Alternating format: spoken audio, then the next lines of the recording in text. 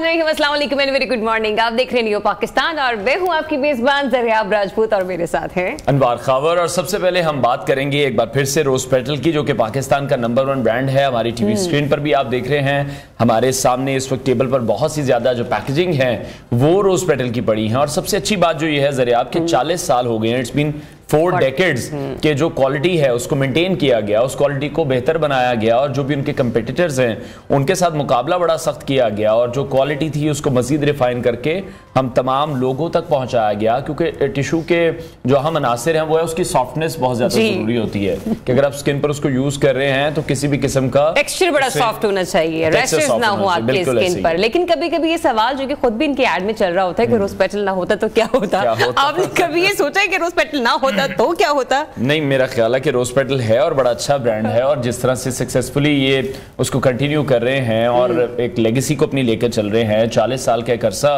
गुजर चुका है, इस पर डे बाय डे हम देख रहे हैं काम किया जा रहा है, नई नई पैकेजिंग इंट्रोड्यूस कराई जा रही है, नए टेक्सचर इंट्रोड्यूस कराए जा रहे हैं। अच्छा, इसमें ये चीज बड़ी मैटर करती है अनवार के आप प्रोडक्ट तो लॉन्च कर देते हैं लेकिन प्रोडक्ट क्वालिटी को मेंटेन करना जो है ना वो बड़ा इंपॉर्टेंट होता है और यही वजह है कि जो आपकी कस्टमर लॉयल्टी होती है ना वो आपके साथ इंटैक्ट रहती है। और मीनवाइल हम ये भी देख रहे हैं, जैसे आप खुद भी बता रहे हैं कि 40 साल हो गए इस ब्रांड को लॉन्च हुए और अभी तक उस क्वालिटी के साथ ये मार्केट में है और बिल्कुल कॉम्प्रोमाइज नहीं करते, स्पेशली इसके स्टफ्स के पॉइंट ऑफ व्यू से अगर देखा जाए तो इसमें भी डिफरेंट वेरिएंट्स इसके आगे हैं, डिफरेंट वैरायटीज हमें नजर आती हैं। कुछ बॉक्सेस तो आप लोगों के सामने यहाँ पे स्क्रीन पर मौजूद भी है, जिसमें पॉपअप पैक है, एसेंशियल पैक है, ओकेजन पैक है, परफ्यूम पैक है, मल्टी कलर है और स्मार्ट पैक रेगुलर और स्मार्ट पैक परफ्यूम्ड भी है। अच्छा, रेंज है। ये जो मल्टी कलर वाला पैक होता है ये कभी आपको बचपन में थोड़ा सा एनहांस किया है, बड़ा फैसिनेट सा किया है? बिल्कुल ऐसे ही है। तो बच्चों की तो ख्वाहिश होती है वो इस तरह के काम करते रहते हैं, टिश्यू के डब्बे फिर खाली करते रहते थे तो हम भी यही करते थे। तो बड़ी ज़बरदस्त चीज़ है जो कि परफ्यूम पैक भी अब जो निकाला गया है वो भी बड़ा ज़बरदस्त है, तो इस्तेमाल करने में बड़ा बिल्कुल बहुत ईजी रहता है। बहरहाल आगे बढ़ते हैं और शामिल करते हैं टॉप स्टोरीज। साबिक चेयरमैन पीटीआई ने बुशरा बीबी को कब देखा, ऑन चौधरी का इंकशाफ। नवाज शरीफ और मौलाना फजल रहमान का मुश्तरका सदारती उम्मीदवार कौन? लंबी जुदाई खत्म, 2 भारतीय 35 साल बाद पाकिस्तान पहुंच गए।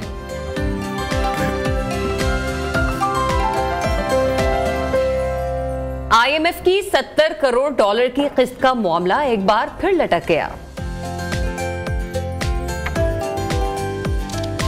दुनिया का मुअम्मर तरीन जानदार एक कछुआ।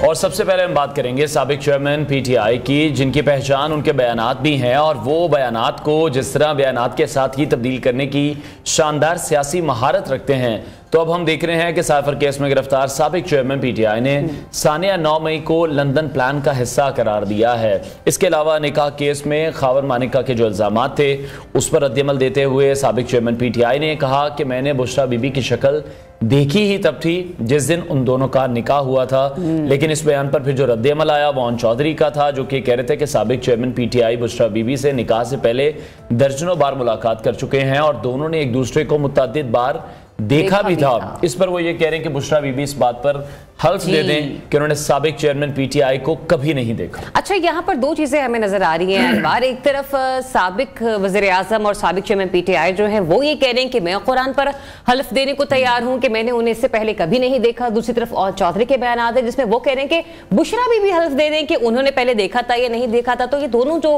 बयान ना खास से मुतज़ाद से हैं, लेकिन इसमें कितनी सदाकत है तो आने वाला वक्त ही बताएगा। और बाज़ औक़ात जो हमारे रिपोर्टर्स हैं जो कि मुख्तलिफ खबरों को रिपोर्ट करते रहते हैं, माजी में क्या कुछ हुआ है वो पहले भी लोगों को आगाह करते रहे हैं। बहरहाल जो अब हम सिचुएशन देख रहे हैं, ऐसे में सियासी महाज पर जोड़ तोड़ का सिलसिला जारी है। दीगर सियासी जमातें जो हैं वो इलेक्शन पर फोकस किए हुए हैं।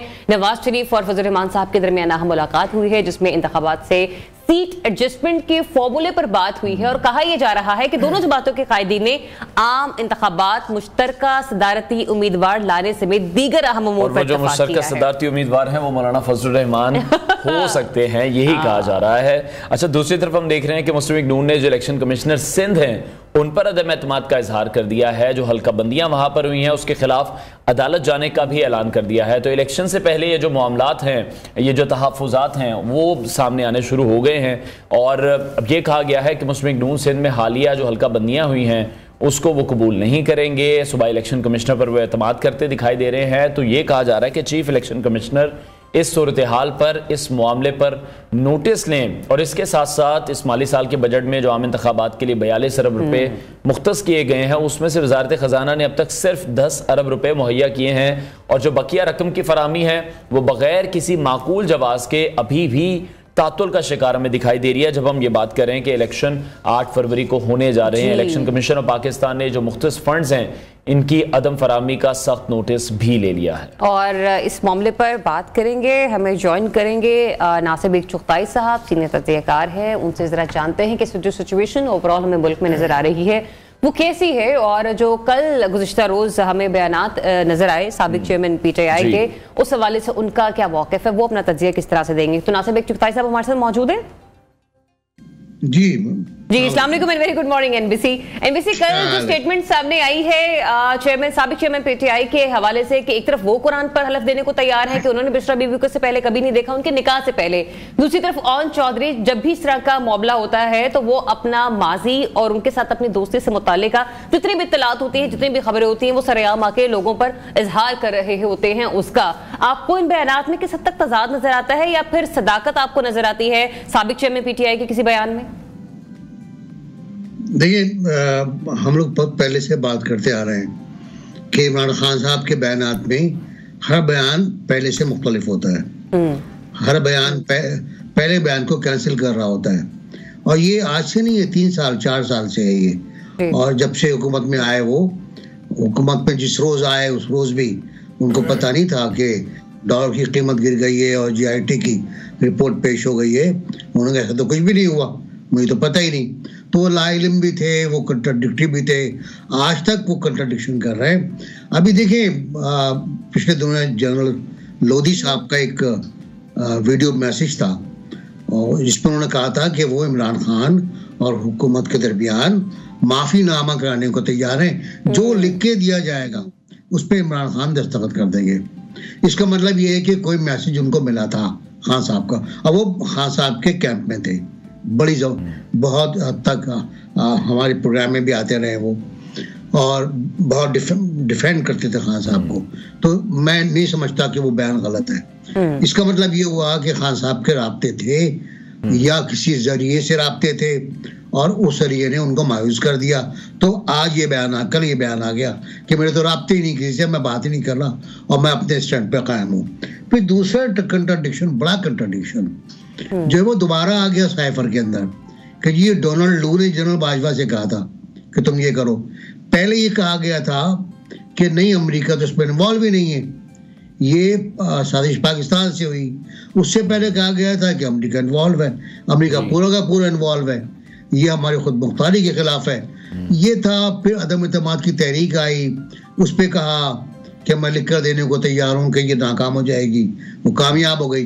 तो कंट्राडिक्शंस बेतहाशा हैं उनके बयान। बेग साहब, हमने देखा कि बार बार उन्होंने जो अपने बयानात हैं उनको तब्दील किया, जिस तरह से आप भी ये कह रहे हैं कि मुख्तलिफ लोगों पर इसका इल्ज़ाम लगाया गया। हमने देखा कि जो इस वक्त चीफ मिनिस्टर हैं उन पर भी इसका इल्ज़ाम लगाया उन्होंने। फिर अब साबिक चेयरमैन PTI साने 9 मई को लंदन प्लान का हिस्सा करार दे रहे हैं। लेकिन जो इंटेलिजेंस रिपोर्ट बनी वो तो यही बनी थी कि जमान पाक में तमाम मीटिंग्स होती रही, जमान पाक में ये तमाम प्लानिंग होती रही।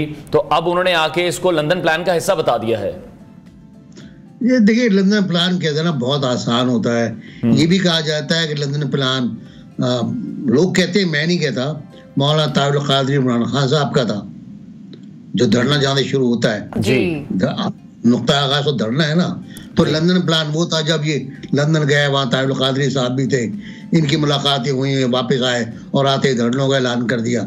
फर्स्ट कजन का आ गया एक दूसरे के साथ। और फिर जब कुछ नहीं बन पाया और जमहूरी क़ुव्वतें मुत्तहिद हो गई पार्लियामेंट में, तो ख़त्म करना पड़ा। अब पुरतशद्दुद था, बहुत पुरतशद्दुद था, बहुत इस्लामाबाद में हंगामा हुआ, बहुत वायलेंस हुआ। उसके बाद वो केस वापस ले लिए गए। एक ये कहना कि कानून सबके लिए बराबर है, गलत हो गया। आपने कहा नवाज शरीफ की और आसिफ जरदारी के AC निकाल दूंगा, चारपाइयाँ निकाल दूंगा कमरों से, उन्हें गद्दे नहीं मिलेंगे, वो आम कैदियों की तरह रहेंगे। और आप किस तरह रह रहे हैं सबको पता है। बहुत बड़ा हॉल है, उसमें आप रहते हैं, एक बहुत बड़ी कॉरिडोर है, जिसमें आप वॉक करते हैं, आपके लिए लाखों रुपए की जॉगिंग मशीन आई हुई है, सब कुछ है, घर का नया सही जेल का बना हुआ उम्दा खाना मिल रहा है। आप खुद बताते हैं, देसी घी में पक्का हुआ मुर्ग मिलता है, मटन मिलती है, चिकन मिलती है, वगैरह वगैरह। तो मेरा ख्याल ये है कि खान साहब अभी तक अपनी उसी पॉलिसी पर अमल करते हैं कि एग्रेशन पे जाओ, अटैक पे जाओ, और वाइट बॉलें करो, नो बॉल्स करो। एनबीसी बैरिस्टर गौहर एजाज के नए चेयरमैन पीटीआई मुंतखब हो जाने के बाद भी आपको लगता है कि खान साहब अभी भी पुरानी पॉलिसी पर अमल कर रहे हैं, और अगर ऐसा कर भी रहे हैं तो मुस्तकबिल में ये उनके लिए सियासी तौर पर किस हद तक नुकसानदेह साबित होगी? देखिए, उस्मान बुज़दार का तकर्रुर जब हुआ था तो हम लोगों ने यही कहा था ना कि गलत हो गया, और हमें पहले 6 महीनों में अंदाजा हो गया था कि कितनी करप्शन वहां हो रही है।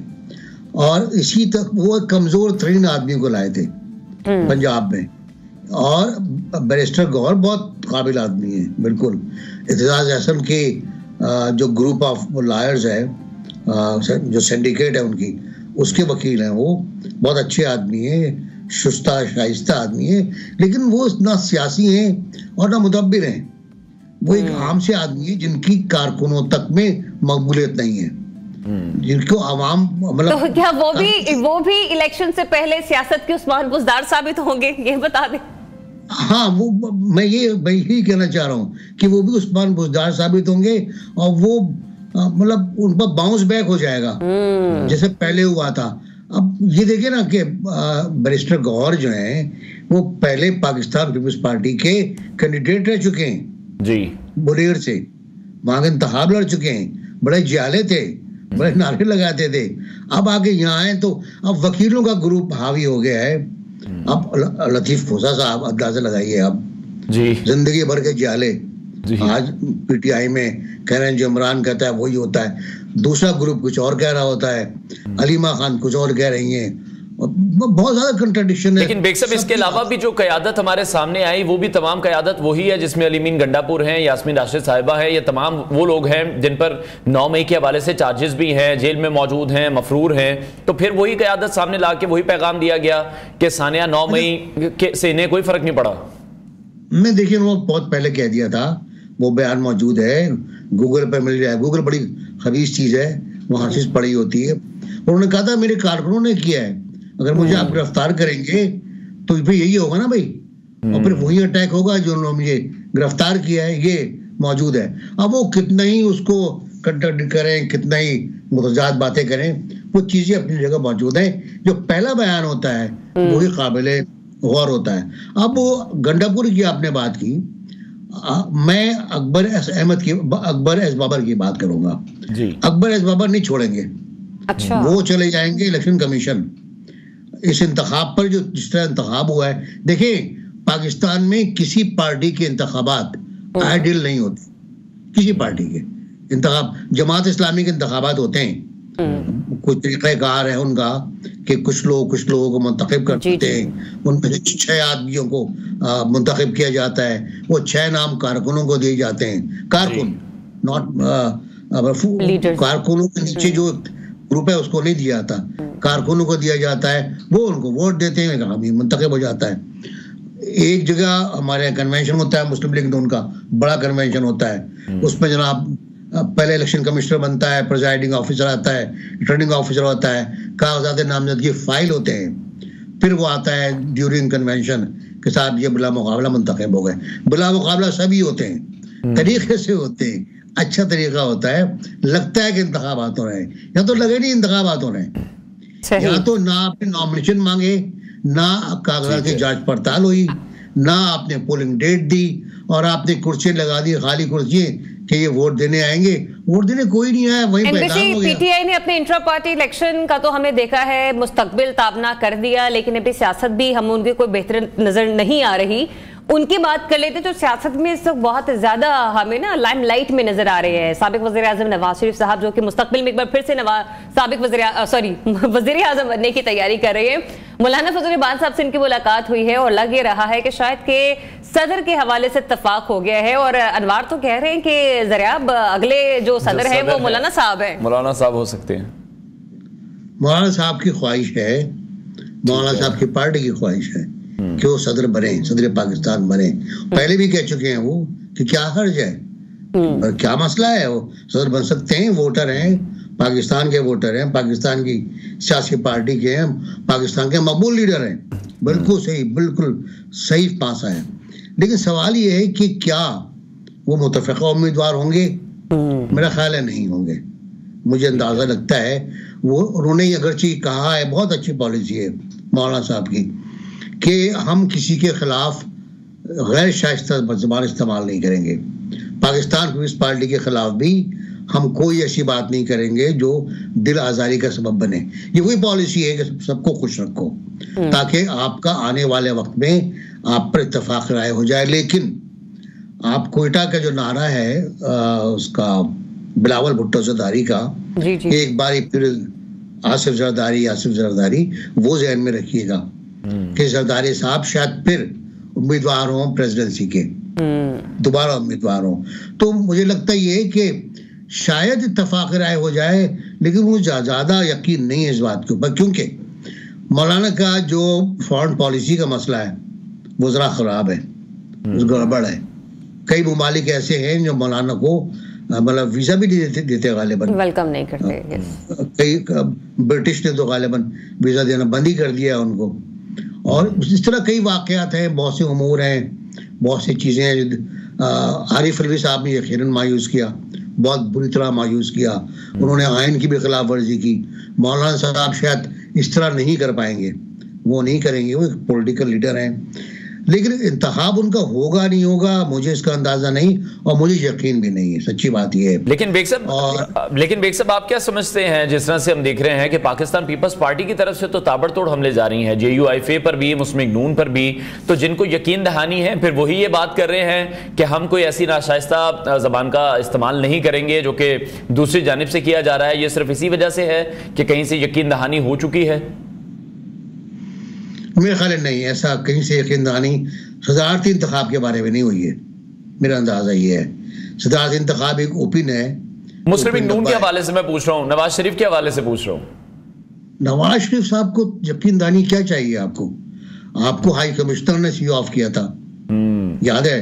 जी। जब हाई कमिश्नर किसी को सी ऑफ करता है तो वो वजारत खारजा की इंस्ट्रक्शंस होती हैं। वजारत खारजा की इंस्ट्रक्शंस स्टेट की इंस्ट्रक्शन होती है, और वो स्टेट प्रोटोकॉल होता है। और आपको यहाँ जो प्रोटोकॉल मिला वो भी आपने देख लिया। आपने फोर्ट में हाई टी देखी, क्या उम्दा हाई टी थी साहब, वो जो दोस्त वहाँ मौजूद थे तारीफ कर रहे थे बहुत। उसके बाद जलसे में गए, जलसे से उन्होंने खिताब किया है। अब वो बहुत एक्टिव है, प्रोटोकॉल उनको पूरा मिल रहा है। जो जितना प्रोटोकॉल चाहिए मिलना सबको चाहिए, प्रोटोकॉल ज़रदारी साहब को मिलता है थोड़ा बहुत, गिलानी साहब को वही प्रोटोकॉल मिलना चाहिए जो prime minister ex prime minister को मिलता है, जो इमरान खान को मिलता है वो उनको मिलना चाहिए। इमरान खान का प्रोटोकॉल बहुत शानदार है, आगे पीछे जैमर्स होते हैं, एम्बुलेंस होती है, पेट्रोल की गाड़ियां होती हैं, FC होती है, रेंजर्स होते हैं, क्या नहीं होता। तो लाओ लश्कर लेके सब चलते हैं, सबको चलना चाहिए। आवाम को कोई मसला नहीं है, उनके सड़कें जाम हो जाएं, उनके रास्ते बंद हो जाएं, कोई मसला नहीं है, इनका प्रोटोकॉल रहना चाहिए। तो मेरा ख्याल ये है कि नवाज शरीफ साहब को कि तो पार्टी कह रही है कि वो आने वाले वक्त के प्राइम मिनिस्टर हैं, और ये आज से नहीं कह रही है, जब से वो रवाना हुए हैं तो वो खुद ही डिक्लेयर कर चुके हैं। लेकिन उस दिन फैसल करीम कुंडी साहब हमारे साथ प्रोग्राम में मौजूद थे NBC, वो कह रहे थे कि ये ऐसा हुआ नहीं है, नून लीग ये तासुर देने की कोशिश कर रही है कि हम अब लाडले बन गए हैं या हम लाडले हैं। दूसरा सवाल मेरा ये भी ले लीजिए, आपने देखा होगा कि मुख्तलिफ जगहों पर हमें दानियाल अजीज साहब पाकिस्तान मुस्लिम लीग नून से रिलेटेड बहुत ज्यादा इख्तलाफात का इजहार करते हुए हमें नजर आ रहे हैं, और काउंटर स्ट्रेटेजी में एहसन इकबाल साहब उन पर जवाबी वार कर रहे होते हैं। तो शाहिद खान अब्बासी साहब के बाद, मिफ्ता इस्माइल के बाद अब दानियाल अजीज साहब जिस तरीके से सामने आ रहे हैं, आपको लगता है कि जब आम इंतखाबात करीब पहुंचेंगे ऐसे 2-3 और शख्सियात जो हैं वो मंजर आम पर आएंगी, और इनका फिर असर क्या होगा, क्या इंपैक्ट आएगा इनका पाकिस्तान मुस्लिम लीग नून की सियासत पर? दानियाल अजीज का बड़ा मुझे वाकई हैरत हुई कि अंदर खाना इतना खौफनाक लावा पल रहा था, और कितने और ऐसी वाकयात होंगे जो अंदर पक रहे हैं।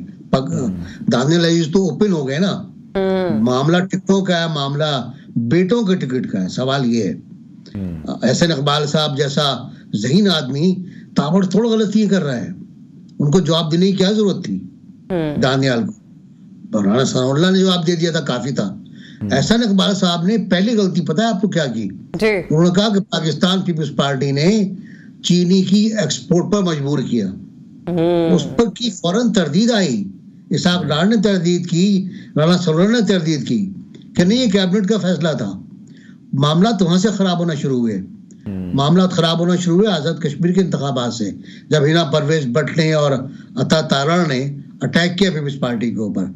तो ये अंदर कुछ ऐसा मामला चल रहा है कि नवाज शरीफ साहब बहुत अपने आप को रिस्ट्रेन किए हुए, शहबाज शरीफ साहब क्या हम इसको ऐसा कह सकते हैं कि ऊपर से बड़े जो लीडरान हैं, जिसमें शहबाज शरीफ साहब हैं, नवाज शरीफ साहब हैं, मरियम साहिबा हैं, ये लोग तो हमें एक पेज पे नजर आ रहे हैं अपनी सियासत को लेके, लेकिन इनके नीचे जो हमें बी कैटेगरी के लीडर नजर आते हैं, सेकंड टियर के, हाँ, उनमें जो है ना वो तकसीम हो चुकी है, वो कहीं ना कहीं एडजस्ट होते हुए नजर नहीं आ रहे। क्योंकि मरियम औरंगजेब साहिबा को जब वजारत इत्तलात का कलमदान मिला तो हमने उस वक्त भी महसूस किया कि अता तारड़ साहब को खुश हमें इतना दिखाई नहीं दिए थे, वो बड़े मायूस से थे और उस वक्त भी वो कहीं चुप बैठने का नाम नहीं ले रहे थे। फिर एक ऐसे पीएम का ओहदा दिया गया, तब जाके वो उनकी जिंदगी में थोड़ा सा सियासी सुकून आया था। नहीं, बिल्कुल आप सही कह रही हैं, बिल्कुल सही कह रही हैं, और बहुत सही ऑब्जर्वेशन है आपकी। अंदर बहुत कुछ हो रहा है, बहुत कुछ गड़बड़ है, और मैं ये अर्ज कर दूं कि इस गड़बड़ का असर की वजह टिकटों की तकसीम है। ये बहुत पहले हमने बात की थी कि आपने जो 10 पीटीआई के लोग तोड़े थे, हाँ। जो अता तारड़ नाकाम रहे, अता तारड़ गिनती सही नहीं की, ये एक बंदा कम हो गया, आप हार गए उस पे असेंबली के अंदर, असेंबली उड़ गई आपकी, तो अता तारड़ की गलती थी वहां पर। तो जो 10 जो तोड़े थे उनको आपको टिकट देना है, और वो इस बात पर इसी शर्त पर आए थे कि वो टिकट लेंगे। तो अब जब आप उनको टिकट देंगे तो जो वहां पार्टी वर्कर है पुराना, वो कहां जाएगा, उसे कैसे एडजस्ट करेंगे? चुनाचे नवाज शरीफ साहब अब खुद प्रिजाइड कर रहे हैं पार्लिमानी बोर्ड की मीटिंग्स को। लेकिन जावेद हाशमी साहब ये कह रहे हैं अनवर के टिकटों का फैसला भी कहीं और से हो रहा है, नवाज शरीफ साहब को तो सिर्फ लिस्ट पकड़ाई जाएगी। खैर सवालात बहुत हैं। बहुत शुक्रिया सीनियर तजिया नासिर चौथाई साहब, हमारे साथ इन कॉन्वर्सेशन थे। ब्रेक लेते हैं, ब्रेक के बाद आपको दोबारा ज्वाइन करें। Stay tuned in Pakistan.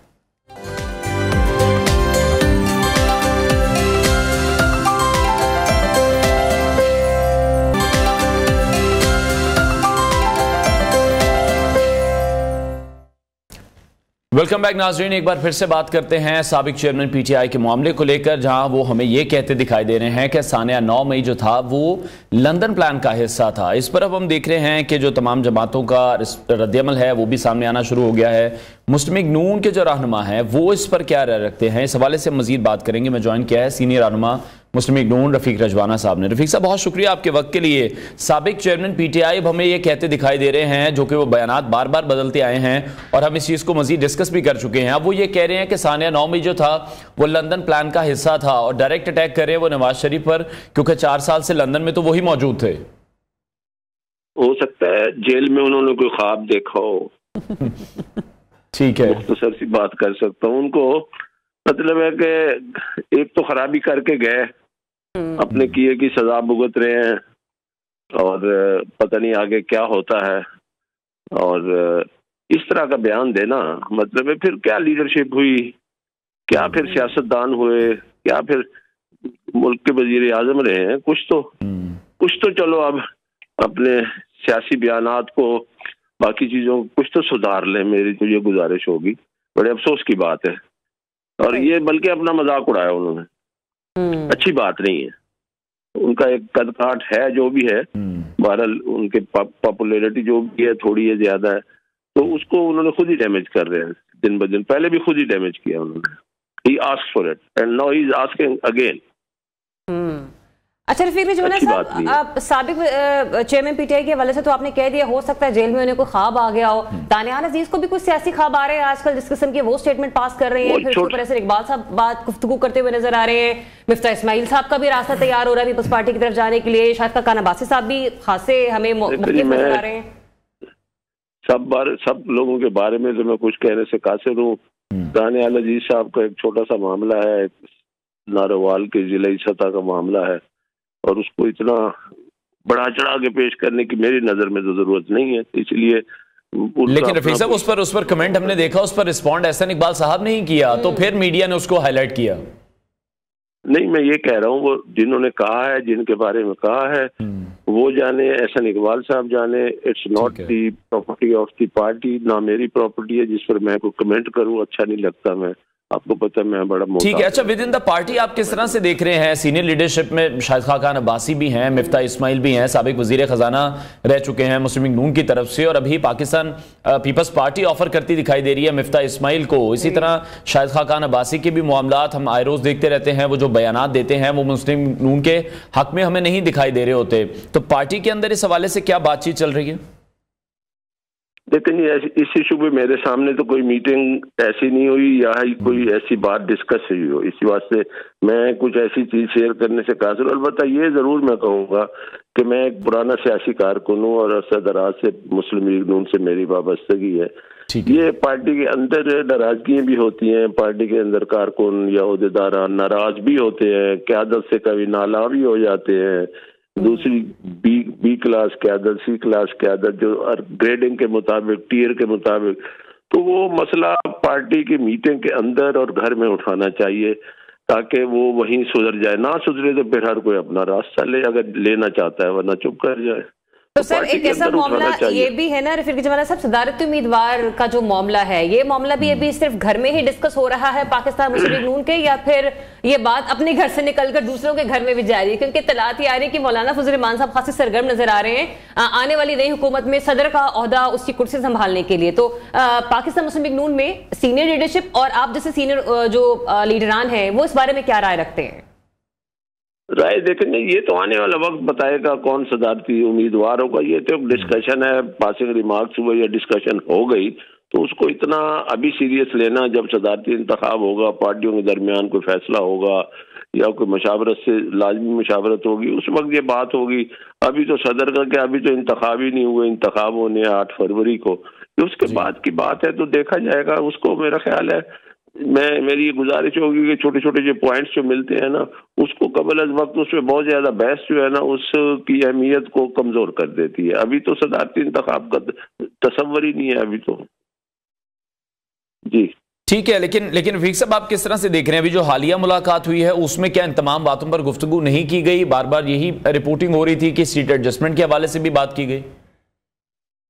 लेकिन ये जो मैं मीडिया पे देख रहा हूँ और अखबारों में पढ़ रहा हूँ, मैं मुलाकात में मौजूद नहीं था। ठीक है जी, ठीक। रफीक रजवाना साहब आप हमारे साथ ही रहेगा। मुस्लिम लीग नून रफीक रजवाना साहब हमारे साथ एक बार फिर से मौजूद हैं। रफीक साहब बहुत शुक्रिया, मैं दोबारा ज्वाइन करने के लिए। जानना यही चाहेंगे, पाकिस्तान पीपल्स पार्टी के साथ मुस्लिम लीग नून ने जब इक़्तिदार शेयर किया है, 16 माह की गवर्नमेंट की है पीडीएम में रहकर, उसके बाद एकदम से ये जो तनाव की सूरत हाल है, ये आप क्या समझ रहे हैं क्यों बन गई है? जिस तरह से बिलावल की तरफ से बार बार बातें की जा रही हैं कि इस बार वो लाहौर से वजीर आजम किसी को नहीं बनने देंगे।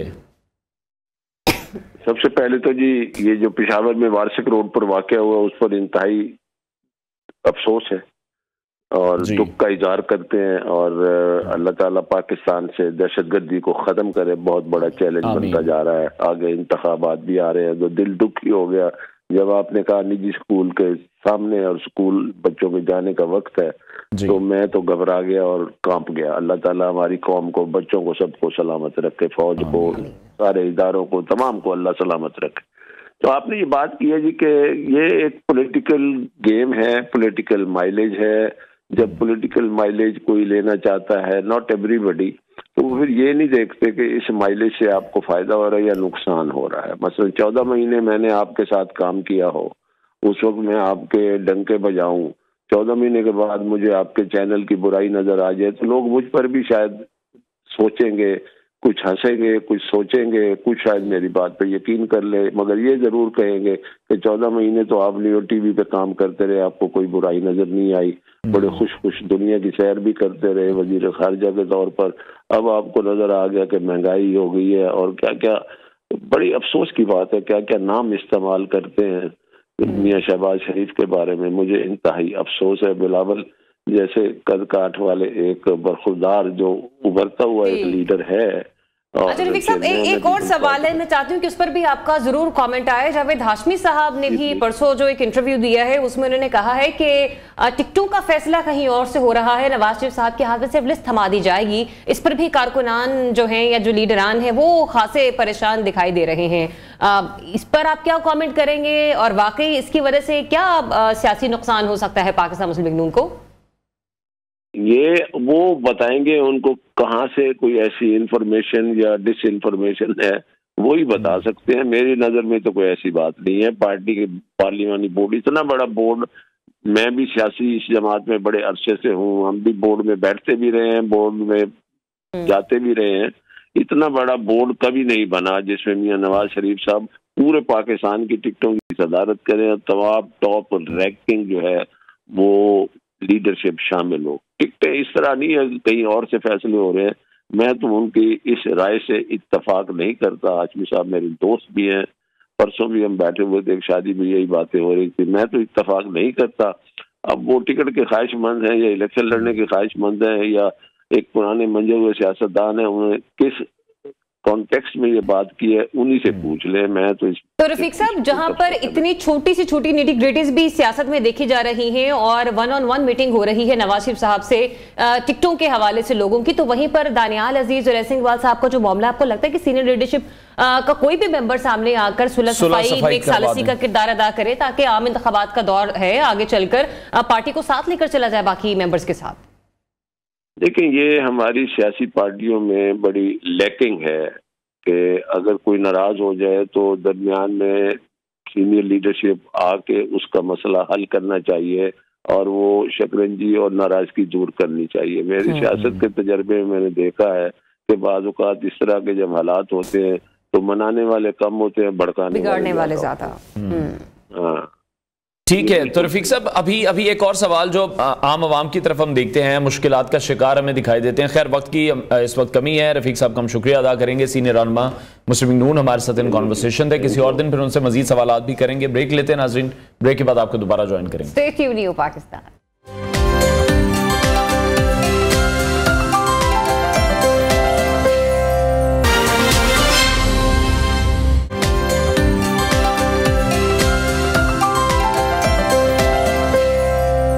जी welcome back once again everyone. आप देख रहे हैं न्यू पाकिस्तान और बात कर लेते हैं थोड़े से मौसम के हवाले से, जो कि बदल तो रहा है लेकिन नहीं लग रहा कि बदल रहा है, क्योंकि मौसम अगर बदल जाए, बारिश हो जाए तो काफी हद तक, हाँ बारिश भी हो जाए तो उससे फायदा ये होगा कि जरा नजला जुकाम, जैसे आपका भी आज बहुत गला खराब है और मुझे भी रीजन कुछ और ही है जो हम डिस्कस करेंगे, लेकिन जो मुझे नजला जुकाम है उसकी रीजन यही है कि स्मॉग बहुत ज्यादा है और हमें मौसम उतना प्लेजेंट महसूस नहीं हो रहा क्योंकि बारिश नहीं हो रही और पोल्यूशन बहुत ज्यादा है इस वक्त। तो ये देखिए जरा, ये स्मॉग है जनाब, ये फॉग नहीं है। अगर मनाजिर है हमारी स्क्रीन पर, ये बिल्कुल हमारे लिए बिल्कुल अच्छे नहीं है, जिसके बायस हमें गले के इन्फेक्शन का सामना भी इस वक्त करना पड़ रहा है। मुख्तलिफ किस्म के इन्फेक्शन हैं, स्किन की एलर्जी लोगों को हो रही है, आंखों की जो रेडनेस के मसाइल हैं, चुभन है, वो बहुत ज्यादा लोगों को मुतासर कर रही है। खुसूसी तौर पर जो लोग आउटडोर काम करते हैं, जो लोग बाइक्स पर होते हैं, उन्हें चाहिए कि अपने आप को कवर रखें, हेलमेट का इस्तेमाल करें और सर्दी से बचने का भी जो तमाम इंतजामात हैं वो भी करने चाहिए।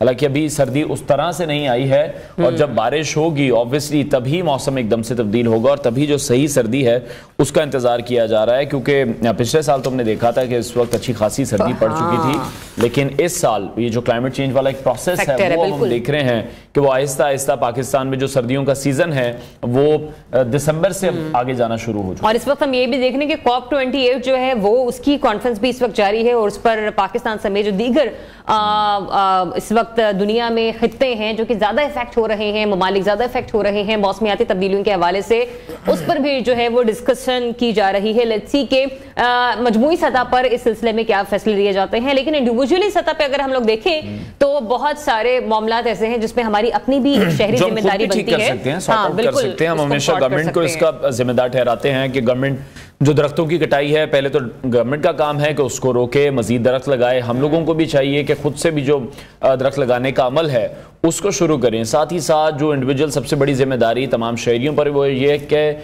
जो हमारी मोटर बाइक्स हैं, जो हमारी गाड़ियां हैं, हमें मेक श्योर करना चाहिए कि उनकी जो मेंटेनेंस है वो बर वक्त हो रही है और उन गाड़ियों से, बाइक से जो धुएं का अखराज है वो नहीं हो रहा। और हम में से अगर कोई फैक्ट्री का कोई मालिक है, किसी इंडस्ट्री का मालिक है, तो हम उसको मेक श्योर करें कि वहां से कोई भी पोल्यूशन हमारे इस माहौल में शामिल नहीं हो रही है। बिल्कुल। और कूड़ा जलाने से भी आप लोग थोड़ा सा परहेज करें। और हमने अक्सर ये देखा, ये रवायत रही है कि जरा सी ठंड होती है तो लोग मतलब इनके जो छोटे इलाके हैं वहां पे अगर हम लोग देखें तो एक छोटे से तसले में या बर्तन में आप चीजें रखते हैं और उसको जला लेते हैं। और सस्ते से सस्ता तरीका आप ढूंढ रहे होते हैं। मतलब घर में अगर कोई कूड़ा छूड़ा कचरा जमा हो गया तो उसको जला लिया, या फिर लकड़ी को बहुत ज्यादा जला लिया आग सेकने के लिए। तो अभी खैर वो मौसम तो नहीं आया है, मारने के लिए भी इस तरह के कुछ एक्सपेरिमेंट लोग करते रहते हैं, वो भी इस्तेमाल किए जाते हैं। तो थोड़ा सा परहेज करें और ऐसी कुछ एहतियाती तदाबीर इस्तेमाल करें जिससे माहौल ज्यादा आलूदा ना हो। क्योंकि पहले बारिश नहीं हो रही है, सर्दी उस तरह से हमें नजर नहीं आ रही है, लेकिन ये जो हल्की फुल्की ठंड है और ये जो पॉल्यूटेड इस वक्त एनवायरनमेंट है, ये दोनों मिलकर बहरहाल हमारी जिंदगी पर बहुत मनफी असरात डाल। लेकिन हम देख रहे हैं जो पंजाब के बेशतर इलाके हैं वहां पर मौसम अभी भी खुश्क है, सर्द है। जहां मरी की बात करें, गलियात की बात करें, तो गिरदनवा में भी यही बताया जा रहा है कि मौसम सर्द रहेगा। तो अपना भी ख्याल रखें और आपके आसपास भी जो लोग मौजूद हैं उनका भी ख्याल रखें। ब्रेक लेते हैं, हेडलाइंस के बाद आपको दोबारा ज्वाइन करते हैं।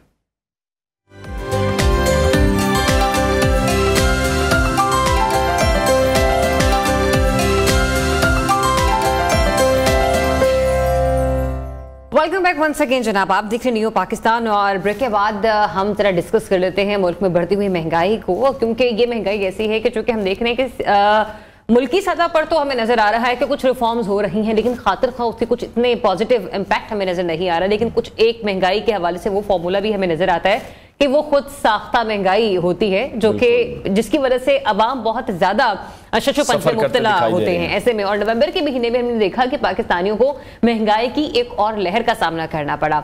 गैस की कीमतें 520% और बिजली की 34% तक बढ़ी, जिसकी वजह से ओवरऑल हमने देखा कि महंगाई में मजमूई तौर पर इजाफा हुआ और ये 29.2% तक जा पहुंची। इसमें भी कोई शक नहीं है कि जब भी तेल, गैस और बिजली की कीमतें महंगी होती हैं, डॉलर महंगा होता है, तो महंगाई पूरे मुआशरे को अपनी लपेट में ले लेती है। लेकिन अनवर, ये चीजें सस्ती भी तो होती हैं। और यही हुकूमती नाअहली है जिस पर हम बात करने जा रहे हैं कि जब इन तमाम चीजों की प्राइसेस कम होती हैं, जब डॉलर का रेट हमने देखा कम हुआ, पेट्रोल की प्राइसेस कम हुई, तो वो इंपैक्ट पूरी मार्केट पर नहीं आया। अगर पेट्रोल सस्ता हुआ तो फिर जो ट्रांसपोर्ट के किराए थे वो कम नहीं हुए। तो यहां पर हुकूमती जिम्मेदारी थी कि मेक श्योर किया जाता कि अगर पेट्रोल की प्राइसेस कम हुई हैं, वो 300 प्लस प्राइसेस थी या 280 के राउंड अबाउट हैं, तो फिर जो ट्रांसपोर्टर्स हैं उन्होंने किराए कम क्यों नहीं किए हैं। तो हुकूमत जो है वो आवाम को सब्सिडी देने में हमें नाकाम अभी भी दिखाई दी है, क्योंकि जो कम अज कम जो खुद साख्ता महंगाई है उसको तो एटलीस्ट खत्म कराया जाए। और यही मुतालबा हर आम पाकिस्तानी करता दिखाई दे रहा है, क्योंकि इसके अलावा तो हम लोग कुछ भी नहीं कर सकते हैं, हुकूमत की तरफ ही देख रहे होते हैं। और दूसरी तरफ जो पाकिस्तान का IMF के साथ मुआहदा है, 70 करोड़ डॉलर की एक किस्त मिलने का मामला है, वो भी अब ये बताया जा रहा है कि IMF एग्जीक्यूटिव बोर्ड के शेड्यूल में पाकिस्तान का केस शामिल नहीं है। इस पर भी कुछ अबहाम अभी क्रिएट हो रहे हैं और ये कहा जा रहा है कि गैर जरूरी जो डिमांड है और सप्लाई है उसमें बेहतरी के बाइस पीर को भी ज़र मुबादला की दोनों मार्केट्स में डॉलर रिवर्स गेयर में रहा, जिससे डॉलर को हमने देखा कि उसका जो ओपन रेट है वो 286 रुपए से भी नीचे आ चुका है। इसके बाद जो अंडर इनवॉइसिंग की जा रही है, ओवर इनवॉइसिंग की जा रही है, उसको रोकने के लिए भी FBR को नए टारगेट्स दिए गए हैं। साथ ही साथ मुत्तहिदा अरब अमारात, सिंगापुर, हांगकांग और जिस तरह से अफगानिस्तान के साथ जो हमारा इलेक्ट्रॉनिक डाटा इंटरचेंज है उसके मुआहदे करने का भी अब फैसला कर लिया गया है। बिल्कुल, और इसी पर बात कर लेते हैं। हमें ज्वाइन कर रही हैं अनम नईम, माहिर मईशत हैं, उन्हें शामिल गुफ्तगू करते हैं। Anam, thanks for joining. सबसे पहले तो ये बताएगा कि हम हमेशा से इस बात का जिक्र करते रहे हैं कि चले अगर हुकूमती सतह पर हम थोड़े से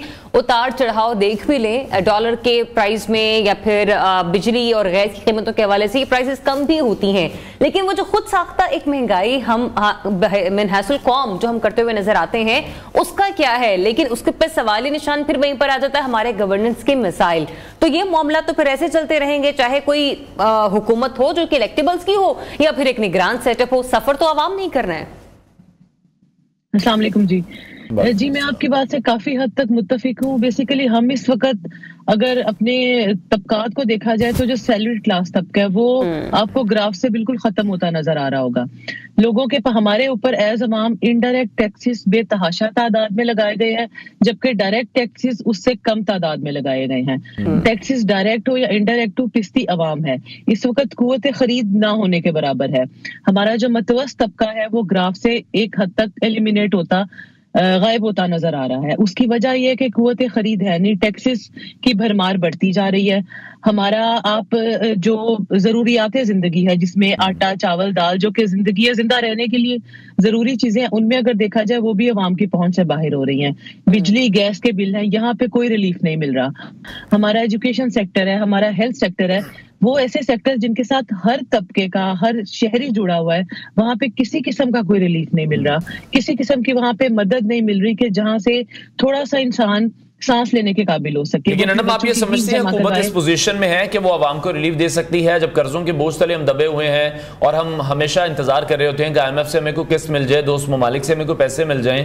वो पैसे जब मिलते हैं उसके बाद भी हुकूमत रिलीफ नहीं दे पा रही है, हुकूमत मैनेज नहीं कर पा रही है, या फिर कैपेबिलिटी ही नहीं है जब तक इंतखाबात नहीं हो जाते, एक मुंतखब हुकूमत नहीं आ जाती। थोड़ा सा मामला इस तरह से है कि हम लोग पिछली हुकूमतों का अगर जायजा लिया जाए तो लॉन्ग टर्म प्लानिंग नहीं की गई। हमने शॉर्ट टर्म प्लानिंग में उस वक्त को ओवरकम करने की कोशिश की है।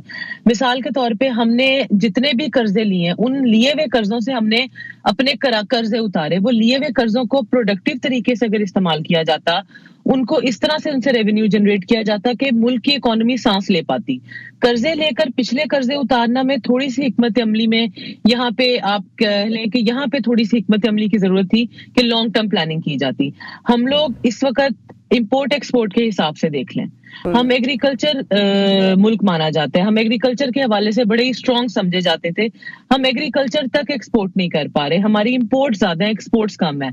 सेकेंडली हम इंडस्ट्रियल सेक्टर के ऊपर अगर मैं देखूं, इंडस्ट्रियल सेक्टर के ऊपर हमने सच काम नहीं किया। हम रियल एस्टेट के ऊपर काम करते रहे हैं, हम डेवलपमेंट सेक्टर के ऊपर हमने इतनी नजरसानी नहीं की। हम अगर एक्सपोर्ट्स की बात करें तो हमें नॉन कन्वेंशनल चीजें, नॉन ट्रेडिशनल चीजों को एक्सपोर्ट किया जा सकता है। ऐसे जिस तरह हम जिप्सम के हवाले से देखें, एग्रीकल्चर के हवाले से देखें, मादनियात के हवाले से देखें, ये तो हमें कुदरत ने तहफ़ दिए, इसमें हमें तो कोशिश नहीं करनी। एक मिली हुई ट्रे में रखी हुई चीज है, हमने जस्ट उसके ऊपर अपनी प्लानिंग करके उसको एक्सपोर्ट करना है। एक्सपोर्ट से मईशत का पहिया बहाल हो सकता है, मुल्क को सांस आ सकता है और आहिस्ता आहिस्ता करके हमारी महंगाई की परसेंटेज भी कम हो सकती है। हम लोग अच्छा अनम, आपने अभी ये बात की ना कि कुछ तो ऐसे मामलात हैं जहां पर हमें कुदरत का शुक्र अदा करना चाहिए कि हमें ये तमाम चीजें मिली हुई हैं, वहां पर हुकूमत को कोई कोशिश नहीं करनी पड़ती। लेकिन कुछ सेक्टर्स ऐसे हैं जहां पर हुकूमत कोशिश करती है, टैक्स नेट को बढ़ाने की कोशिश करती है। हम देखते हैं कि सैलरीड क्लास जो तबका है वो तो हर महीने टैक्स अदा कर रहा है और उसको कोई रिटर्न भी हमें फिलहाल नजर नहीं आ रहा है। लेकिन वो जो बड़े जायंट्स हैं जिनकी बड़ी बड़ी इंडस्ट्रीज हैं या फिर स्मॉल एंड मीडियम बिजनेसेस भी हम लोग देखते हैं, वो उल्टा हमें बिजली चोरी, गैस चोरी इसमें इन्वॉल्व दिखाई देती है और फिर अपने हिस्से का टैक्स भी अदा नहीं करते। देखिए, इसमें हुकूमत को चाहिए एक तो जो एक्सपोर्टर्स हैं और जो इंडस्ट्रियलिस्ट हैं उनके साथ बैठकर एक गुफ्तगू की जाए, नंबर 1 ये। नंबर 2, जो पॉलिटिकल इंस्टेबिलिटी का हम लोग शिकार है पिछले चंद बरसों से, उनके ऊपर नजरसानी की जाए। देखिए, जब हम आपस में, मैं हमेशा ये जिक्र करती हूँ कि हम जब आपस में आपने गलत किया जी, आपने गलत किया, हमने सही किया, आपने गलत किया, इस जंग में जब तक पड़े रहेंगे ना, तब तक हमें क्लैरिटी नहीं आएगी हमने मुल्क के लिए करना क्या है। अपने सारी खामियां पीछे छोड़ते हुए, पसे मंजर की तरफ ना जाते हुए, पिछली गलतियों से सबक सीख के हम आगे फ्यूचर में उस चीज को अप्लाई कर सकते हैं। देखिए, उससे मुल्क की इकोनॉमी बेहतर होगी। लेकिन मैडम आप क्या देख रही हैं, जो फैसिलिटेटर्स हैं वो तो हमारे सिस्टम में मौजूद हैं, जो कि फिर लोगों को बताते हैं कि अंडर इनवॉइसिंग कैसे करनी है, ओवर इनवॉइसिंग कैसे करनी है। देखिए, यहाँ पे फिर गवर्नेंस की बात आ जाती है। यहाँ पे फिर जिस तरह अभी आप शुरू में जिक्र कर रहे थे कि एक आर्टिफिशियल महंगाई क्रिएट की गई है, जिसका जो दिल करता है वो उस चीज का रेट लगा कर बैठा हुआ है। छोटी सी मिसाल है, हम अगर सब्जी की बात करें, आप एक ही सब्जी है, एक ही दिन है, आपको एक जगह से रेट और मिलेगा, दूसरी जगह से आपको रेट और मिलेगा। ठीक है, इसका मतलब है प्रॉपर चेक एंड बैलेंस नहीं है, प्रॉपर मॉनिटरिंग नहीं है, गवर्नेंस की कमी है। उस चीज को अगर प्रॉपर्ली देखा जाए, उन रेट्स के ऊपर देखें, आटा हो गया, घी हो गया, सब्जी हो गई, ये तो हर घर की जरूरत है। एटलीस्ट लोअर लेवल से इस चीज को स्टार्ट किया जाए, प्रॉपर गवर्नेंस की जाए, मॉनिटरिंग की जाए। मॉनिटरिंग करने के बाद काफी हद तक चीजें कंट्रोल हो जाएंगी। लोग थोड़ा सा, जिस तरह अभी आजकल की मिसाल लीजिए, रात 10 बजे के बाद आपको मार्केट्स बंद नजर आती हैं। क्यों? क्योंकि प्रॉपर स्ट्रिक्टनेस की गई है, प्रॉपर मॉनिटरिंग हो रही है। अब दुकानदार खौफ खाते हैं कि जी 10 बजे के बाद हमने दुकान नहीं खोली रखनी। तो यहाँ पे अगर प्रॉपर चेक एंड बैलेंस रखा जाएगा तो काफी हद तक चीजें कंट्रोल की जा सकती हैं। टैक्स नेट बढ़ाया जा सकता है। अगर टैक्स नेट के हवाले से देखा जाए तो टैक्स नेट में वो ऐसे शोबाजात जो पहले टैक्स नेट में नहीं शामिल, उनको टैक्स नेट में शामिल किया जा सकता है। ठीक है। और अभी जिस तरह से हम देख रहे हैं पाकिस्तान के जो मशरिक वस्ता के साथ अभी कहा जा रहा है हम आजादाना तिजारत के मुआहदे की कोशिशें करते दिखाई दे रहे हैं, ये कितना बेनिफिशियल रहेगा पाकिस्तान के लिए? और IMF के साथ भी जो हमारा मुआहदा है उसके ऊपर भी रिजर्वेशन सामने आई है कि उस चीज को प्रायोरिटी लिस्ट में नहीं रखा जा रहा। ये जो एक किस्त मिलने जा रही है पाकिस्तान को, वो ये मामला खटाई में भी पड़ सकता है, लटक भी सकता है। देखिए अभी हम जो किस्त की मंजूरी हुई है 70 करोड़ डॉलर की मैं बात करूं, उसमें उन्होंने शराइत IMF की डे फर्स्ट से बड़ी सख्त है और काफी हद तक हमने एज मुल्क उन शराइत को कवर कर लिया है। इसमें हमें उन्होंने कहा जी टैक्स नेट बढ़ाए, हमने टैक्स नेट बढ़ा दिया। बजट खसारा हमारा कम जी, हमने कहा ठीक है जी हम कर लेते हैं। इसके हिसाब से IMF काफी हद तक इम्कानात है कि हमें अगली किस्त दे दें। ठीक है अनम, आप हमें सुन पा रही हैं? डेटा बात करूं, डेटा हमने जी, मुझे आवाज आ रही है? जी कंटिन्यू कीजिएगा। UAE के हवाले से भी जो मैंने आपसे पूछा था, जो आजादाना तिजारत के मुआहदे करने जा रहे हैं, ये लॉन्ग टर्म हमारे लिए कितने बेनिफिशियल हैं? देखिए ये मुआहदे काफी हद तक बेनिफिशियल हो सकते हैं। इसमें हमने टारगेट इस चीज को करना होगा कि हमारा इस फ्री ट्रेड जो मुश्रिक वस्ता के साथ हम करने जा रहे हैं, इसमें हमारा जो बैलेंस है वो हमारे हक में हो। बैलेंस हमारे हक में इस तरह से हो कि इसमें एक्सपोर्ट को हम ज्यादा कर दें। जब हम एक्सपोर्ट को ज्यादा कर देंगे तो डेफिनेटली इकोनॉमी को सांस आ सकेगा और उस मुल्क का भी फायदा हो सकेगा और हमारा भी फायदा हो सकेगा। यहाँ पे भी मेरी यही गुजारिश होगी कि लॉन्ग टर्म प्लानिंग को देखा जाए और इस चीज को देखा जाए कि इकोनॉमी को सांस लेने दिया जाए। जिस अब पहिया काफी हद तक गर्दिश में आया है इकोनॉमी का, जो आज से चंद महीने पहले बिल्कुल जाम हुआ पड़ा था। तो ये अपेरेंटली तो एक बड़ी पॉजिटिव चीज लग रही है, लेकिन यहाँ पे बस क्रिटिकली इसको स्ट्रेटेजीज बनाई जाए और एक्सपोर्ट के ऊपर ज्यादा गौर किया जाए ताकि बैलेंस हमारे हक में निकले। ठीक है, बहुत शुक्रिया माहिर मईशत अनम नईम हमारे साथ इन कॉन्वर्सेशन थी। नाजरीन ब्रेक लेते हैं, ब्रेक के बाद आपको दोबारा ज्वाइन करेंगे हमारे साथ।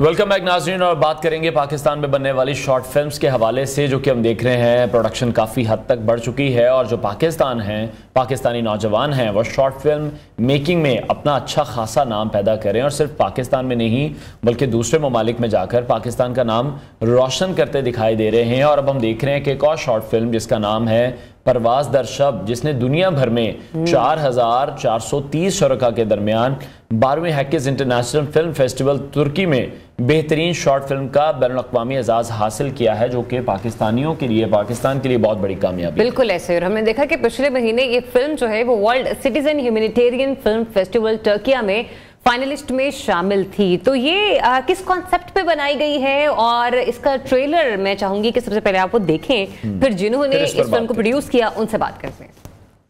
ट्रेलर आपने देखा, आप फिल्म के डायरेक्टर हमारे साथ मौजूद हैं सफर अली दानिश, उन्हें वेलकम करते हैं। अस्सलाम वालेकुम एंड वेरी गुड मॉर्निंग। और सबसे पहले तो बहुत बहुत मुबारकबाद आपको सफर अली दानिश। ये बताइए कि जिस वक्त आप ये फिल्म प्रोड्यूस कर रहे थे, डायरेक्ट कर रहे थे, उस वक्त खुद भी आपको मालूम था कि इतनी खास हो जाएगी आपके लिए?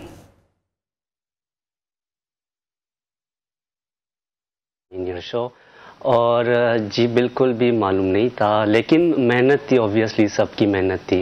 इतना ज़रूर मालूम था कि ये किसी न किसी बड़े फेस्टिवल्स में ज़रूर जाएगी, क्योंकि ऑब्वियसली सब काफ़ी अच्छे से काम कर रहे थे और काफ़ी मेहनत कर रहे थे इसमें। जितने भी टीम मेंबर्स थे, स्पेशली जो एक्ट्रेस थे हमारी होरा बतूल, उसने काफ़ी जो है जान लगाई है इस फिल्म में। और जितने भी हमारे क्रू थे, प्रोड्यूसर थे, DP थे, each and everyone has put very बिल्कुल हार्ड वर्क हम देख रहे हैं इसमें। अच्छा सफर बताइएगा, अब टॉपिक क्या था इस मूवी का और कहाँ से ये इनिशिएट हुआ? जी इसकी जो आइडिया बेसिकली हमारी कम्युनिटी में जितने भी मतलब के टारगेट किलिंग्स हुए या बॉम्ब ब्लास्ट हुए, इसकी स्टोरी बेसिकली एक वेजिटेबल सेलर या फ्रूट सेलर के ऊपर है, जो कि हज़ारगंज एक ऐसा एरिया है जहाँ पे हमारी कम्युनिटी को 5 दफ़ा जो है वो टारगेट किया गया है। तो ये स्टोरी एक मतलब सब्ज़ी फरोश के ऊपर है जो हज़ारगंजी जाते हैं और वहाँ पे वो शहीद होते हैं। उसके बाद जो उसकी फैमिली में जैसे उसकी फैमिली में मतलब कि उसकी बेटी रह जाती है घर को संभालने के लिए, वो किस तरह से घर को संभालती है और किस तरह से जो है वो सोसाइटी को टैकल करती है, किस तरह से सोसाइटी को फेस करती है चैलेंजेस को, क्योंकि ऑब्वियसली पाकिस्तान में तो हम मेल डोमिनेटेड सोसाइटी में ही रह रहे हैं। चाहे अगर मैं कोयटा की बात करूँ या कराची की बात करूँ या पूरे ओवरऑल पूरे पाकिस्तान की अगर मैं बात करूँ तो हम मेल डोमिनेटेड सोसाइटी में रहते हैं। अगर कोई लड़की इस तरह से बाहर जाके काम करेगी तो ऑब्वियसली हर कोई उसे तनकीद का निशाना बनाएंगे, चाहे वो कोयटा में हो, चाहे वो कराची में हो या कहीं भी जगह हो। ठीक। अच्छा सफर अली, ये बताया इतने बड़े फोरम पर इस फिल्म को इतनी पज़िराई मिली है, आपने खुद तो इस फिल्म का कंटेंट हमारे साथ शेयर किया, लेकिन जो ज्यूरी थी उन्हें टॉपिक किस हद तक अच्छा लगा और उनके रिमार्क्स क्या थे जिस वक्त अवार्ड आपको दिया गया? वो इस सारी चीजों को किस तरह से देखते हैं कि एक लड़की का बाहर जाना? बिल्कुल बिल्कुल, उनको इस तरह की स्टोरीज काफ़ी पसंद आते हैं। अगर मतलब कि इस तरह डाइवर्स स्टोरीज किसी जगह से उनके पास आए तो वो काफ़ी उसको अप्रिशिएट करते हैं। तो जूरी की तरफ से भी काफ़ी मुझे अप्रिसिएशन मिली और काफ़ी जो है उन्होंने काम को सराहा। अच्छा, जिस तरह से कामयाबी हम आपको देख रहे हैं, बहुत बड़ी कामयाबी आपको मिली है, तो इसके बाद अब मज़ीद आगे क्या प्लान्स हैं, मज़ीद काम करने के क्या इरादे हैं? क्योंकि जब इंसान को सक्सेस मिलती है तो फिर ऑब्वियसली उसके लिए मज़ीद नए रास्ते भी खुलते हैं। बिल्कुल बिल्कुल ऐसी बात है। असल में अभी तो मेरा खुद का प्रोडक्शन हाउस है कोयटा में और मैं भी फ़िलहाल वेडिंग सर्विस भी रन कर रहा हूँ, there is a side business. तो मेरा अभी फ़िलहाल इरादा यही है कि कोयटा में रह के वहाँ की जो स्टोरीज़ है, बलूचिस्तान की जो स्टोरीज़ है, क्योंकि हमारे पास कोयटा में या बलूचिस्तान में बहुत अच्छे अच्छे स्टोरीज़ है जो बाहर से लोग आकर बनाते हैं, लेकिन हम खुद फिल्म मेकर्स, जैसे मैं कोयटा से हूँ, तो मेरी ये ख्वाहिश है कि कोयटा में रह के मुझे वो स्टोरी जो है दुनिया तक पहुँचानी है। ठीक। अच्छा, मुझे ये भी बताइएगा सफर अली कि ये जो आपकी मूवी है इसको हम लोग कहाँ पर देख सकते हैं, किस जगह पर, किस प्लेटफॉर्म पर ये अवेलेबल है? जी, ये YouTube पर अवेलेबल है, परवाज दर्शक के नाम से। आप फ्लाइंग इन डार्कनेस भी आप सर्च कर सकते हैं, YouTube पे ये अवेलेबल है। ठीक है। अच्छा, हम ये देखते हैं कि पाकिस्तान में जो फिल्म का मौजू है, जो एक सिलेक्शन होती है किसी भी टॉपिक को सिलेक्ट करने के लिए, वो एक चॉइस बड़ी मुश्किल होती है। तो जो भी फिर आने वाले फिल्म मेकर्स हैं, शॉर्ट फिल्म्स बनाना चाहते हैं, उनको क्या मशवरा देना चाहेंगे? जी, मैं उनको यही मशवरा देना चाहूँगा कि आप स्टोरीज़ के ऊपर फोकस करें, आप स्टोरीज़ अपना जो है वो अच्छा बनाएं। क्योंकि अगर हम बाकी सिनेमास को देखें, जैसे अभी फ़िलहाल तो ईरानी सिनेमास जो है वो टॉप पर चल रहे हैं, उसकी वजह यह है कि उनकी स्टोरीज़ बहुत ही ज़बरदस्त होती है और जिस तरह की स्टोरीज़ को वो लेकर आते हैं दुनिया में। अभी मैं जितने भी फेस्टिवल्स में गया हूँ, इंटरनेशनल फेस्टिवल्स में, वहाँ के फेस्टिवल्स में आप ज़रूर ईरानी फिल्म मेकर्स को देखते हैं और उनके काम जो है बहुत ही ज़बरदस्त होते हैं। तो वो स्टोरीज़ को लेके उसके ऊपर काफ़ी वो लोग मेहनत करते हैं, एक्टर्स के ऊपर वो काफ़ी मेहनत करते हैं। तो मैं आने वाले नौजवानों को भी यही पैगाम देना चाहूँगा कि अपनी स्टोरीज़ के ऊपर मेहनत करें, एक्टर्स के ऊपर मेहनत करें और बिल्कुल आप भी जो है मेरी तरह आप भी इंटरनेशनल फेस्टिवल्स को हिट कर सकते हैं। अच्छा सफर अली, हमने देखा है कि कोयटा में जिस ज़्यादा कम्युनिटी से आपका ताल्लुक है और जिसके ऊपर आपने ये मूवी बनाई है, हमने वहाँ पर देखा है कि अमूमन जो खवातीन है वो पर्दे का बहुत ख्याल रखती हैं और स्कूल भी हम देखें, कॉलेजेस की हद तक भी देखें तो एक खास सतह तक वो तालीम हासिल करती हैं। क्या रुझान देख रहे हैं आप आने वाले दिनों में? सोसाइटी किस हद तक चेंज हो रही है? वालिदैन अपनी बच्चियों का ड्रामाज में, मूवीज में या फिर स्टडीज को हासिल करने के लिए भी उनका जो रोल है या जो माइंड है वो किसी हद तक चेंज हुआ है? कोई डाइवर्सिटी आपने देखी है? बिल्कुल बिल्कुल चेंज तो हुआ है ऑब्वियसली। जहाँ तक तालीम की जहाँ तक बात है, तालीम तो मतलब वहाँ पे लड़कियाँ तो ऑब्वियसली वो लड़कों से तो आगे है। तालीम में तो हर जगह पे लड़कियाँ जो है वो आगे है, बाकी भी फील्ड में वहाँ पे सही है। बट कोयटा जो है वो कबायली जगह है, वहाँ पे बाकी भी मतलब कम्युनिटीज़ वहाँ पे रहते हैं। लेकिन इस फिल्म या सिनेमा की तरफ जो है आहिस्ता आहिस्ता से जो है वो इस तरफ जो है अभी फिलहाल रुझान इसकी बढ़ रही है, लेकिन वो आहिस्ता आहिस्ता से हो रही है। ठीक है सफर, ये भी बताइएगा जब फिल्म बनाने का ऑब्वियसली ख्याल आया, जिस तरह से ज़रियाब ने भी आपसे सवाल पूछा है, तो जब अमली तौर पर इस पर काम किया, कैसा ये एक्सपीरियंस रहा, आपको अपनी कम्युनिटी से क्या सपोर्ट मिली है, और फिर जो फिल्म की जो लाइन है उसको आपने प्रॉपर तरीके से सीखा है, स्टडीज उसके हवाले से की हैं, या फिर ये ज़रूरी नहीं होता, ये सिर्फ एक कॉन्सेप्ट ही है?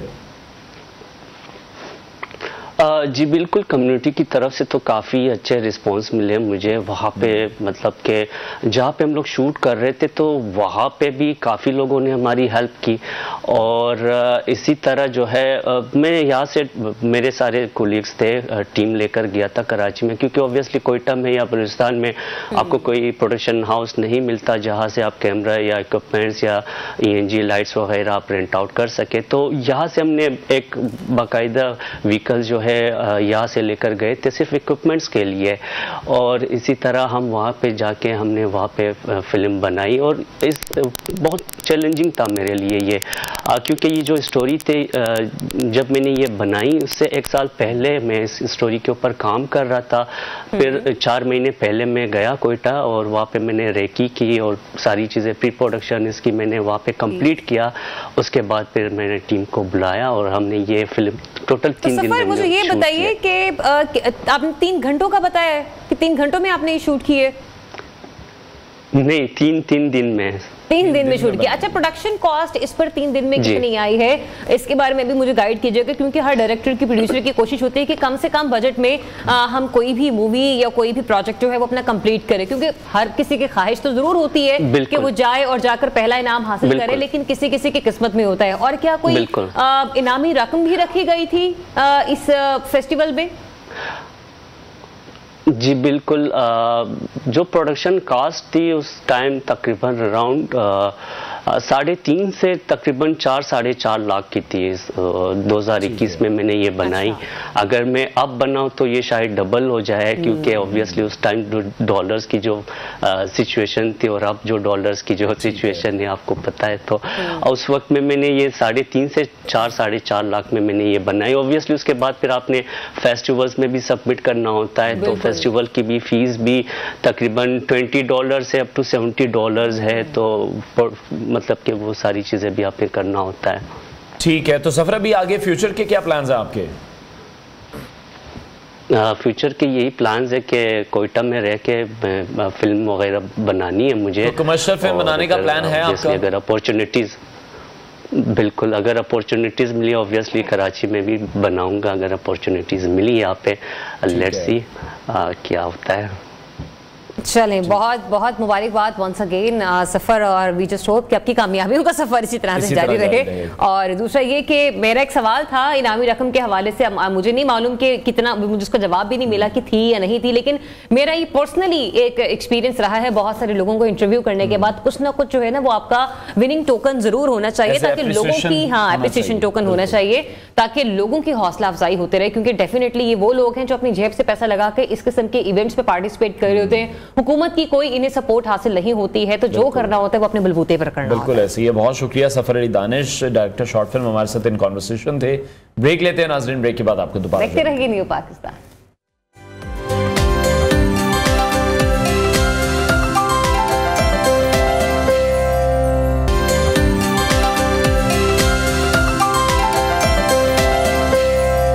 बराह रास्त आपको लिए चलते हैं मेजर मोहम्मद अकरम शहीद के निशान हैदर जिनको मिला था, उनकी इस वक्त तकरीब जारी है। आपको बराह रास्त लिए चलते हैं।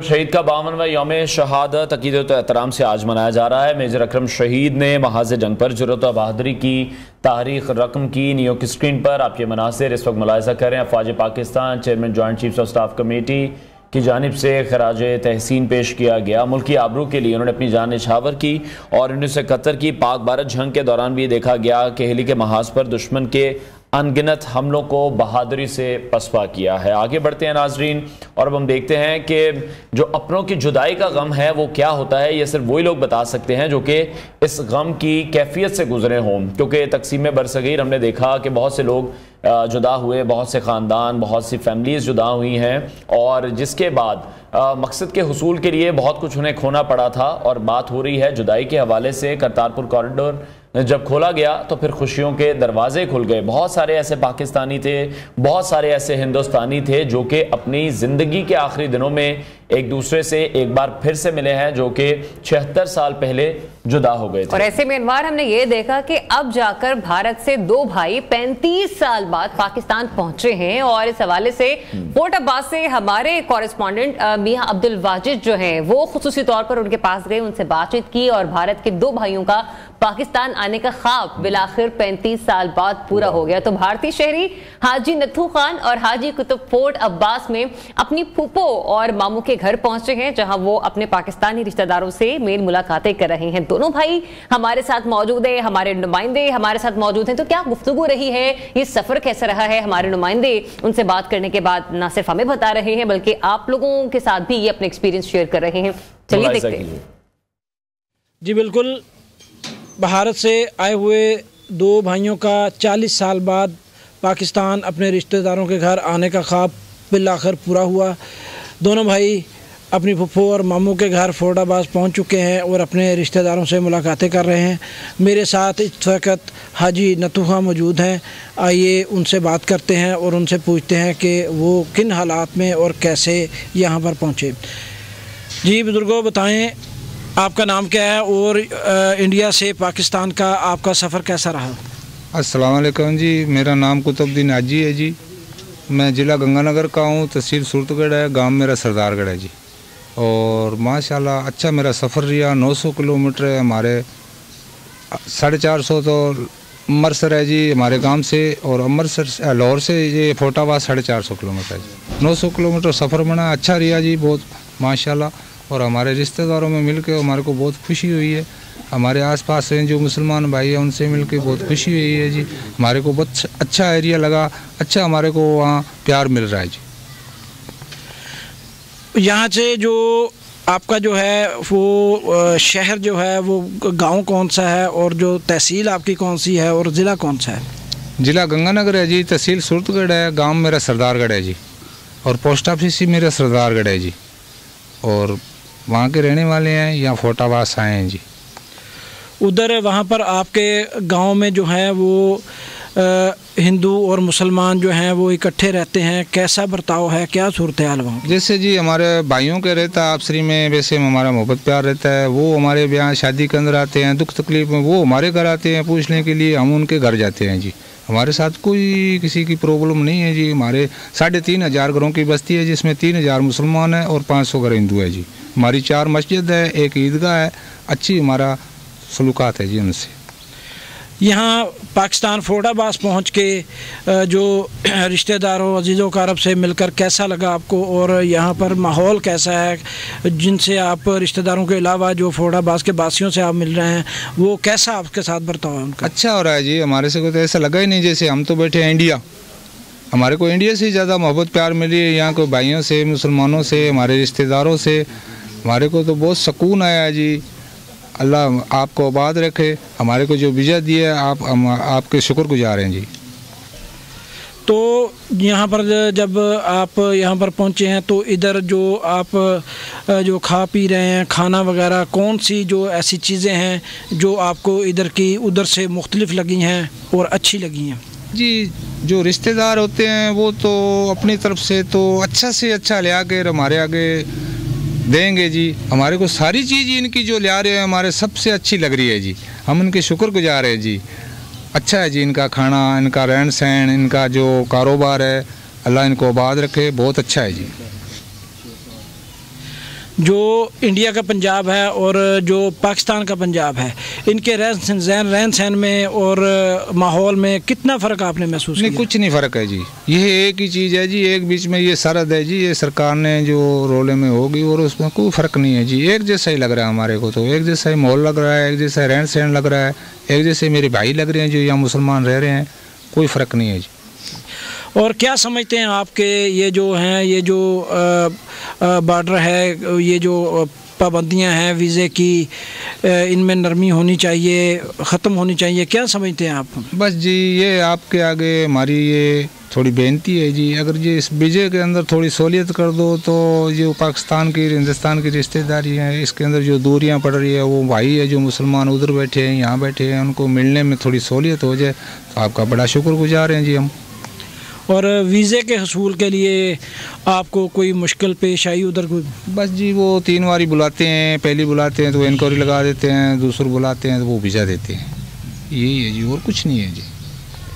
तो ये इधर पंजाब में आपका और फैसलाबाद के अलावा कहीं और जाने का कोई इरादा, घूमने का आपका जो है मतलब ख्वाब होता है कि मैंने लाहौर देखना है, फ़लाँ चीज़ मतलब फ़लाँ शहर देखना है, किसी शहर का कोई आपका ख्वाब हो कि ये शहर हम देखें? जी, जब हम बॉर्डर क्रॉस हुए थे और भावनगर गए थे तो आपकी हुकूमत पाकिस्तान वाले ने कह दिया था जी, जो आपके जो रिश्तेदार हैं आप उनके पास ही रहना है, कई साइड में नहीं जाना जी। हमने उनको बोला नहीं जी, हम जाने की कोई ज़रूरत ही नहीं है, वहाँ अपने रिश्तेदारों के पास रहना है जी। जी, जैसा कि इन्होंने बताया कि पाकिस्तान और भारत के, इंडिया के माहौल में बिल्कुल भी फ़र्क नहीं है, स्पेशली पाकिस्तानी पंजाब और इंडियन पंजाब में सिर्फ़ एक ज़ीरो लाइन का फ़र्क है। तो मेरे साथ इस वक्त यहाँ के जो इनके मेज़बान हैं भाई मोहम्मद सलीम, वो इस वक्त मौजूद हैं, उनसे पूछते हैं कि इनके पास जो है मेहमान आए हैं, इन्हें कैसा महसूस हो रहा है। अस्सलाम वालेकुम जी, मैं पाकिस्तान से हूँ और ये मेरे मामू के बेटे हैं, मैं इनकी फूफू का लड़का हूँ। ये मेरे पास आए हैं, माशाल्लाह बहुत रूह खुश हुआ। और अब मैं दोनों मुल्कों के आगे एक मेरी अर्ज़ रखता हूँ कि हमारा वीज़ा भी खोल दें, हम भी जाएं, और हमारा दिल करता है हम भी वहाँ पे जाएं और अपने मामू मामियाँ और फुप्पी के लड़कों को जाएं, मिलें, वो उस देश में कुछ 4 दिन रहें, हमारे दिल को भी सुकून मिलेगा। अल्लाह पाक सबको खुश रखे और हमारी अर्ज़ पे गौर करें, अल्लाह ताला आपको भी खुश रखे, आमीन। अस्सलाम वालेकुम। जी, जैसा कि भाई सलीम ने बताया है कि उनका भी दिल करता है कि अपने अजीज़ व अक़ारब के साथ मुलाकात के लिए इंडिया जाएं, तो पाकिस्तान गवर्नमेंट को चाहिए कि वो भी वीज़ों के हसूल के लिए नरमी करें, ताकि ये जो लकीर ज़ीरो लाइन की शक्ल में खींची गई है, ये जो इन्होंने रिश्तेदारों को और खूनी रिश्तों को दूर कर दिया है, उसमें जो है वो कमी। जी, बहुत शुक्रिया अब्दुल वाजिद, आपने हमें अपडेट किया। और यही दोनों खानदान कह रहे थे कि पाकिस्तान ने तो अपना किरदार निभा दिया, करतारपुर राहदारी कायम कर दी और वीजे का हुसूल भी आसान बना दिया। इंडिया को भी चाहिए कि वो भी इसी किस्म का स्टेप ले ले, हाँ, खुले दिल का मुजाहरा करे। साथ साथ इस तरह की बड़ी अनगिनत स्टोरीज हैं जो कि एक हमारे सामने आई हैं, तो फिर हमने आपके साथ भी शेयर की हैं। अगर और बहुत से ऐसे पाकिस्तानी भी हैं जो कि हिंदुस्तान जाना चाहते हैं, अपने रिश्तेदारों को वहां जाकर मिलना चाहते हैं, लेकिन फिर हम देखते हैं कि जो वीजे का प्रोसेस है, कुछ पाकिस्तानी ऐसे भी जो शॉपिंग के लिए, साड़ियां खरीदने के लिए वहां पे जाना चाहते हैं, लेकिन मौका नहीं मिल रहा उन्हें। खैर, आगे बढ़ते हैं, एक हिंदुस्तानी दूल्हे का ही जिक्र कर लेते हैं, जहां पर हम देख रहे हैं कि शादी का मौका है और शादी के मौके पर इस तरह की बहुत सी वीडियोस हैं जो कि वायरल होती रहती हैं पूरी दुनिया में। तो एक और वाकया है जहां दूल्हे को नोटों का हार पहनाया गया है, लेकिन इस हार की जो सबसे अलग बात है वो ये है कि इस हार में नोट ही नोट लगे हुए हैं और वो नोटों की जो वैल्यू बताई जा रही है वो तकरीबन 20 लाख रुपए मालियत के बन रहे हैं। तो 500 के नोट है इसमें, 500 के नोट है। इसलिए वो हम देख रहे हैं कि दूल्हा साहब जो हैं वो छत पर खड़े हैं, इतनी हाइट पर खड़े हैं, तो ये जो हार है ये फिर मेरा ख्याल है वो कैरी कर पा रहे हैं। अब ये किस तरह से अपने वो शादी के इवेंट तक पहुंचेंगे इस हार के साथ। हाय, काश ये दूल्हा भी हमें मिल जाता ऑनलाइन तो हम इससे पूछ लेते, भाई कैसा महसूस कर रहे हो, ठीक है, इतना लंबा और इतना बड़ा हार पहनकर, क्या कोई सिक्योरिटी गार्ड भी अपने साथ साथ रखा था या नहीं रखा था, कितना टाइम लगा होगा इस हार को बनाने में। वैसे अनवार मेरे ख्याल से कोई हफ्ता डेढ़ एक तो लग ही गया होगा, और जो एक्सपर्ट्स हैं सिर्फ वही इस किस्म के हार बना सकते हैं। बिल्कुल, छत पर जिस तरह से दूल्हे को खड़ा करना पड़ा है तभी ये हार जमीन तक पहुंच पा रहा है, तो शायद पहनाने में भी बहुत टाइम लगा होगा, जितना इसका वजन नोटों की वजह से बन गया होगा। आखिर 20 लाख रुपए एक बहुत बड़ी अमाउंट है, तो मेरा ख्याल है कि जो साइकोलॉजिस्ट हैं कि उनको भी बुला के उनसे बात करनी चाहिए कि लोग किस तरह से अजीबोगरीब काम करते हैं सिर्फ वायरल होने के लिए। बहुत सी हम आयरो सोशल मीडिया पर इस तरह की वीडियोस देखते रहते हैं। खैर वीडियो ये भी बड़ी वायरल हो रही है अक्रॉस द बॉर्डर। शादी की ये तकरीब थी जहां पर और देखने में ये लग रहा है अनवार कि देखें ये कोई बहुत ज्यादा कोई इलीट क्लास नहीं है, अपर मिडिल क्लास नहीं है, एक बस लोअर क्लास या मिडिल क्लास का दरमियान का रहने वाला ये तबका है, और उनकी एक ऐसी ख्वाहिश कि इस ख्वाहिश को पूरा करने के लिए वो किसी भी हद तक चले गए हैं। तो ये वाकई बड़ा मैटर करता है कि जो बहुत से लोग हैं वो किस अंदाज से इस तरह से सोचते हैं। तो जनाब ये लोग ये भी कमेंट करते हुए नजर आए कि ये जो हार बनाया ना 20 लाख इसकी बजाय घर बना लेते, वो जो ईंटों पर प्लास्टर नहीं हुआ उस पर प्लास्टर करवा लेते। तो लोग फिर डिफरेंट तरह से कमेंट भी करते नजर आ रहे हैं हमें। अब ये क्यों बनाया गया, सिर्फ वायरल होने के लिए बनाया गया या क्या इसके पीछे उनकी टाइम खत्म होने वाला है। एक बड़ी प्यारी सी स्टोरी है वो मैंने लेकिन वो मेरे ख्याल वक्त बहुत ज्यादा कम है, वो इंशाल्लाह कल अपने नाज़रीन के साथ शेयर करेंगे। अपना बहुत सारा ख्याल रखिए और हमें इजाजत दीजिए। अल्लाह हाफिज़।